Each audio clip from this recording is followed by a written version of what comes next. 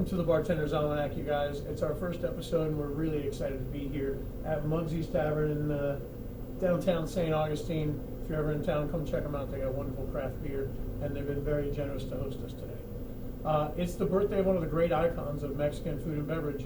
His name is Julio Bermejo. You may not know his name, but I'm guaranteeing you know his cocktails. And you've absolutely seen his influence on tequila cocktail culture. The story of our birthday boy, we first have to tell the story of his parents, who came from Mexico to San Francisco in the mid-20th century. In 1965, Tomas Bermejo opened a restaurant with his wife, Elmi, and they called it Tommy's Mexican. They were both born in the Yucatan, so the food at Tommy's leans hard into Yucatan cuisine, and of course their cocktail menu focuses squarely on tequila. Tomas and Elmi had 6 children, all of whom worked in the family business, but of those 6, the most famed is our birthday boy, Julio. Like virtually all bartenders in the 1980s, Julio was pouring what's called mixto tequila, meaning the natural agave juice is cut with some sort of adjunct sugars to help boost the fermentation. It makes the product less expensive, but you can totally taste the difference, and it is not a good difference. We've all seen labels on tequila bottles that say 100% pure agave or 100% puro de agave. That just means it's using all the good stuff. Anything that doesn't say that is a mixto, and it's not going to taste that great.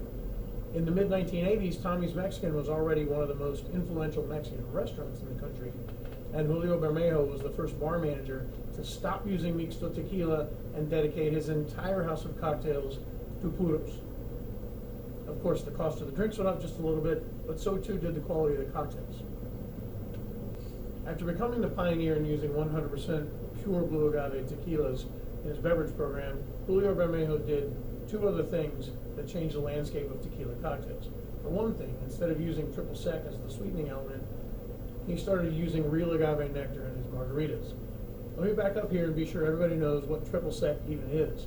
Back in 1834, a Frenchman named Jean-Baptiste Combier created an orange liqueur that had been triple distilled to refine its clarity and keep the yucky stuff from polluting the delicious orange flavor.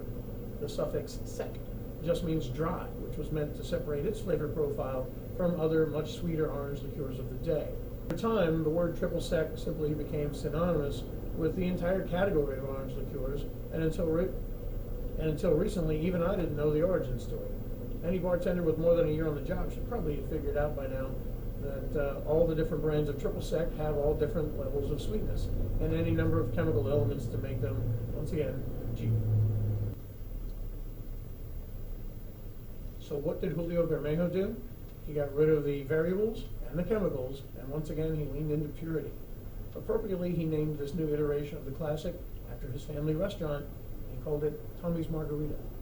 If you haven't had one, the difference is pretty amazing. Agave nectar has a round mouthfeel and an all-natural sweetness that comes from the same plant as the tequila itself. If you ever see a listing on a menu that says Tommy's Margarita, this is what Julio Bermejo created at Tommy's Mexican in San Francisco. It's a global standard that in 2008 was added to the International Bartenders Association list of essential cocktails. And as if that weren't enough, Julio Bermejo created not only my favorite tequila cocktail, but the official cocktail of the entire nation of Mexico, the Paloma. It's a first cousin to Tommy's Margarita, but the citrus part is split between lime and grapefruit instead of being just lime. Plus a little club soda is added in to give it some body. It's become like a Mexican cousin to the Tom Collins, and it's usually served in a Collins glass. Maybe it should have been called a Tomas Collins, but Paloma is the Mexican term for dove, and the poetry lover in me would never deny that name on that cocktail. Plus, what kind of an a-hole wants to smear his name all over everything? These days, the Paloma has become the most popular cocktail in Mexico. And as long as you're using fresh grapefruit juice, you're going to have a terrific drink. On the other hand, if your grapefruit juice comes from a metal can, all bets are off. You might as well just use a mixto tequila while you're at it. People are going to ask you, where did you get your drinks? Toilet store. Over the years, Julio Bermejo instituted a tequila tasting club in his bar, and he amassed a list of over 7,000 members. This prompted CNN to call Tommy's Mexican, quote, ground zero for the tequila revolution, and they named Julio Bermejo as its 4-star general. In 2003, the governor of the state of Jalisco named Julio Bermejo the ambassador of tequila to the United States. That same year, when Tales of the Cocktail had its first annual New Orleans convention, they gave Tommy's Mexican the award for World's Best Spirits Collection. In 2014, the hospitality industry magazine Drinks International gave Julio Bermejo Industry Icon Award. The Wall Street Journal called Tommy's Mexican, quote, the epicenter for tequila in the United States, and Julio Bermejo is the recipient of 2 different Lifetime Achievement Awards. And since Tales of the Cocktail has been rolling every July since 2003, they've named Tommy's Mexican among the world's 50 best bars in 2009, 2011, 2013, 2015, and 2017. My great hope is that one day we might be able to shoot an episode of Tommy's Mexican. Whether we do get to do that or not, it is our great honor to celebrate the birthday of the man, the great and powerful Julio Bermejo. By the way, if you're not already subscribed to the Bartenders Almanack, go ahead and hit that button right now and get the bell on. But we also have a second channel called Cocktail America, where my producing partner Alyssa and I get into the cocktails. We're going to provide a link in the description. Follow that link. You'll see us getting into the recipes, the legend, the lore, and even some variations on this wonderful classic cocktail.